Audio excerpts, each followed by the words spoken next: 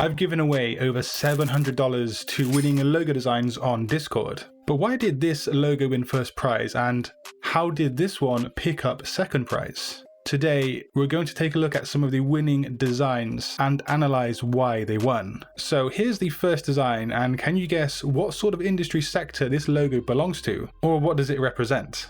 It was actually a first place winner out of 3 prize positions. The designer here was Lamb Arch, and this design was for a snowboarding goggles brand. It was actually a fictitious brand, of course, for the purposes of a competition. But why did it win? Well, simply put, it respected the brief and it just works really well. But to go deeper than that, the brief spoke about how the brand was targeting young, adventurous people who enjoy snowboarding. The logo type is very modern and very dynamic, which captures the elements of the brief very, very well. The symbol itself has a lot of energy and it's great for a sporting logo.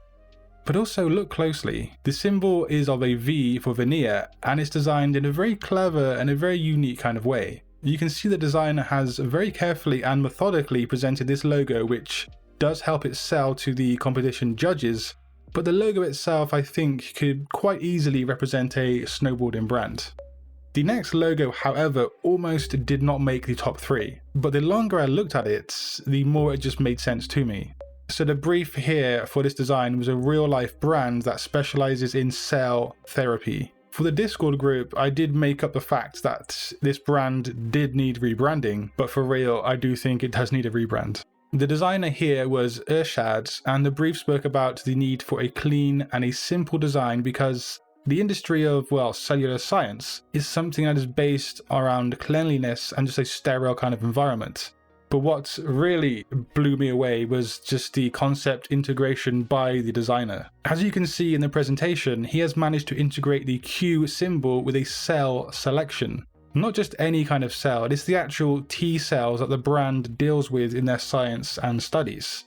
That's enough science for one day. Now, I often say that we don't choose winning designs based around the presentation itself alone, but a good presentation really does help sell a logo to a client, or in this situation, to judges. So, do not underestimate the power of taking the extra few hours to just put together a very well crafted and on point presentation. So in the same competition, this design came second, but it still picked up a cash prize, and the designer was Almine Bin Sadi. But why did I feel like this design was deserving of second below the design we just looked at? Yes, this design is super clean and it ticks a lot of boxes on the brief, but that integration of the really awesome concept from the previous design just kind of edged it out of the top spot. But moving on to a different competition, again, try and take a look at this design and ask yourself, what industry sector does it belong to and what does it represent? So this design was again a first place entry, and once more by Urshad. He has a real talent for looking at a brief and just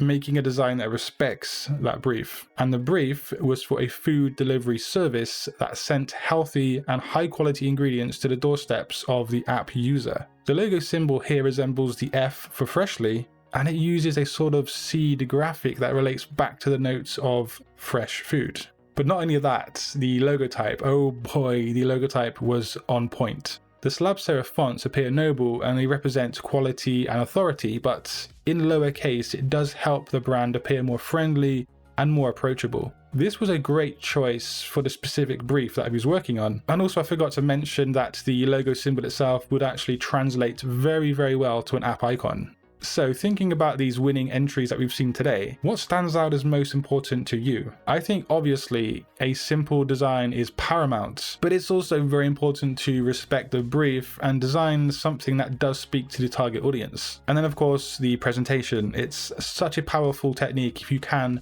properly and efficiently present your logo to the client, or in this case a panel of judges. If you are ignoring the sheer power of the presentation, then I think you should just pay some more attention and energy and time to the presentation of your designs. But if you want to learn yet more about logo design, just click a video on screen. And until next time guys, design your future today.